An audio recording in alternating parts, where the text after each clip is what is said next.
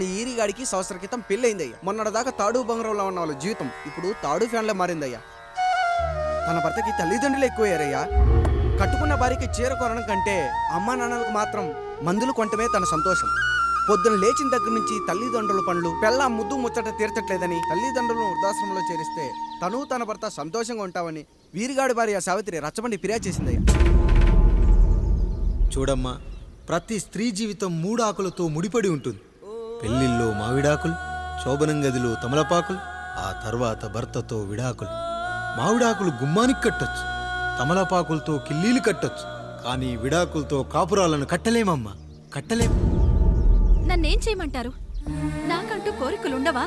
భర్తతో సరదాగా ఒక్కదాన్నే గొడవ పడాలని, ఆయన కష్టపడి అలిసొస్తే పక్కింటి వాళ్ళ కబుర్లన్నీ చెప్పాలని, వచ్చిన జీతం మొత్తం చేతికిచ్చాక నేనే 10వ 12వ చేతిలో పెడితే ఆయన కళ్ళల్లో ఆనందం చూడాలని నాకనిపించదా? ఎంతసేపు అమ్మా నాన్న అంటూ వాళ్ళ కొంగు పట్టుకుని తిరగడమే తప్ప నా పైట పట్టుకుని తిరిగిందే లేదు. నాకు విడాకులొద్దు, నా భర్త నాకు కావాలి. ఎరా, నీ భార్య చెప్పింది విన్నావుగా, ఏమంటావు? అయ్యా, మీరు నా వైపు కూడా ఆలోచించండి అయ్యా. 9 నెలలు నా తల్లి కష్టపడి కన్నీ పెంచితే 20 ఏళ్ళు నా తండ్రి నన్ను పోషించాడు. నిన్నగాక మొన్న వచ్చింది. ఇది మమ్మల్ని విడదీయాలంటే ఎలాగయ్యా? నాకు నా పిల్లం కంటే నా తల్లిదండ్రులు ఎక్కువయ్యా. మరి పెళ్ళెందుకు చేసుకున్నావురా? అక్కుల్లో పనికెళ్తుంటే అక్కడ మెస్ భోజనం పడట్లేదయ్యా. పిల్లమంటే పని మనిషి అనుకుంటున్నావారా? అసలేమనుకుంటున్నావురా? ఆడదంటే నీకంటే చిన్నదవుతే నా తప్పు నేను తెలుసుకున్నానయ్యా. నా తల్లిదండ్రులు నేను వదిలేస్తానయ్యా. నా పిల్లాన్ని నాకు ఇప్పించున్నాయ్యా.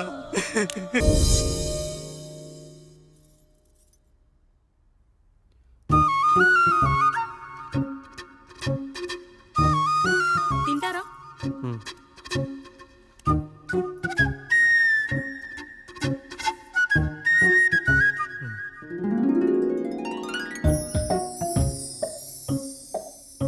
ఫస్ట్ టైమా? అవును, మీకెలా తెలిసిపోయిందండి? అంటే మా బామ్మ చెప్పింది. శోభనం గదిలో అనుభవం మగాడైతే మామిడి పండు పిసుక్కొని తింటాడు, అదే లేనివాడైతే మీలా ఇలా అరటిపండు ఓపిగ్గా ఒలుచుకొని తింటాడు అని.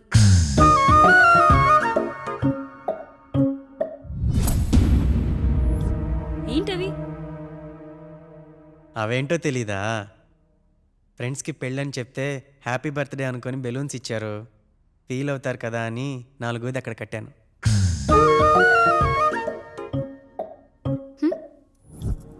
వచ్చాడు. పిల్లల గదిలోకి వెళ్ళారా? వెళ్ళారండి.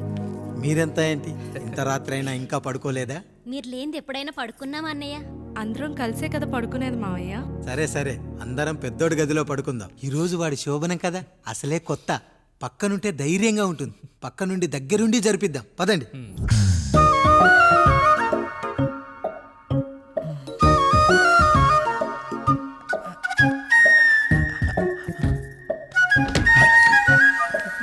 కానివ్వండి రా, కానివ్వండి కానివ్వండి.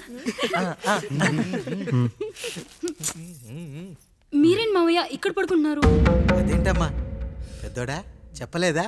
మేమంతా కలిసే పడుకుంటామమ్మా, నువ్వు మాతో పాటే. అవును భార్గవి. మీరు ఊరుకోండి, మీరు ఇక్కడ పడుకోవడం నాకు ఇష్టం లేదు మావయ్య.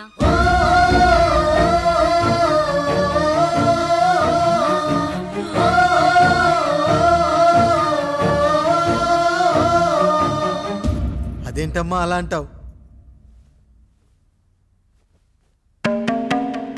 ఎన్నో చూసాం, ఎన్నో చేశాం.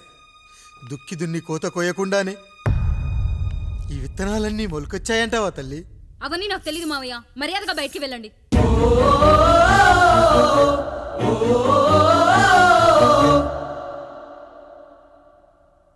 కనీసం ఆ మూలనైనా పడుకుంటామమ్మా. నువ్వైనా చెప్పరా పెద్దోడా? అంటే తను ఇబ్బంది పడుతుంది కదా నాన్న.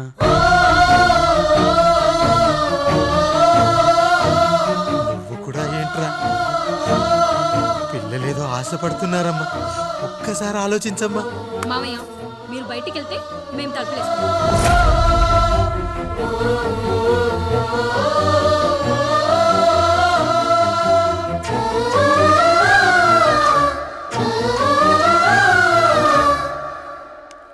వేసుకోండి అమ్మా, వేసుకోండి.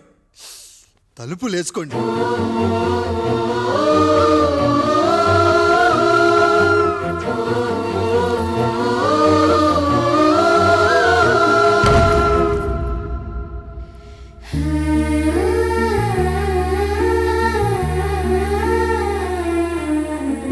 రాయుడు, బిడ్డలు జాగ్రత్త. ఈ రోజు నుంచి వీళ్ళంతా నీ తమ్ముళ్ళు చెల్లెళ్ళు కాదు, నీ బిడ్డలు.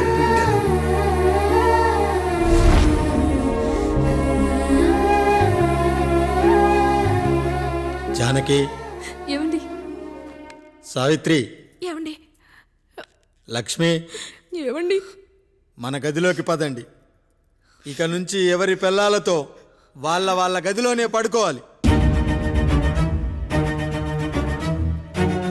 ఇది ఈ రోజు నుంచి ఈ వంశానికి రాస్తున్న కొత్త శాసనం.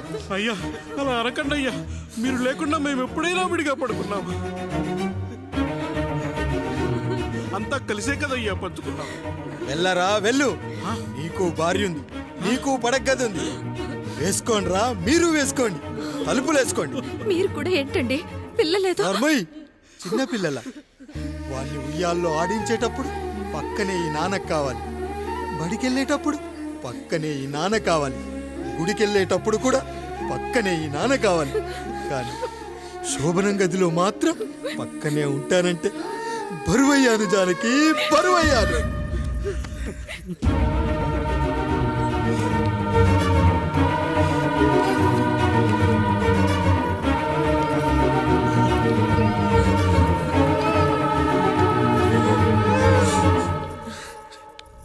ఏంటండి ఇంకా అదే ఆలోచిస్తున్నారా? ఎలా మర్చిపోగలను లక్ష్మి? జరిగింది ఏదో జరిగిపోయింది, మీరు బాధపడకండి. ఎంత మాట అన్నాడో చూసావా? నా భార్య ఇబ్బంది పడుతుంది, బయటికెళ్ళండి నాన్న అన్నాడు. వాణ్ణి ఎలా పెంచాను? చదువుకుంటే పై చదువులకు వాడు వేరే ఊరు వెళ్లాల్సి వస్తుందని చదివే మాన్పించేశాను.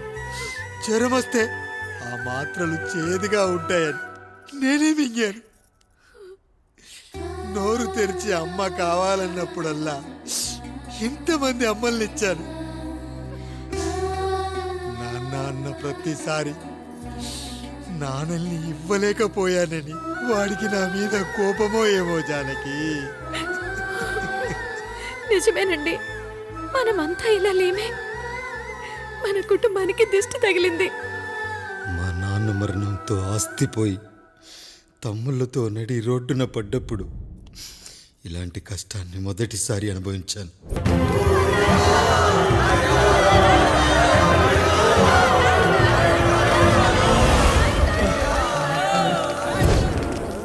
ప్రజల్లారా, నా బిడ్డల్లారా, నా జీవితం మీకే అంకితం. మళ్ళీ జన్మంటూ ఉంటే మీకోసం తిరిగి వస్తాను.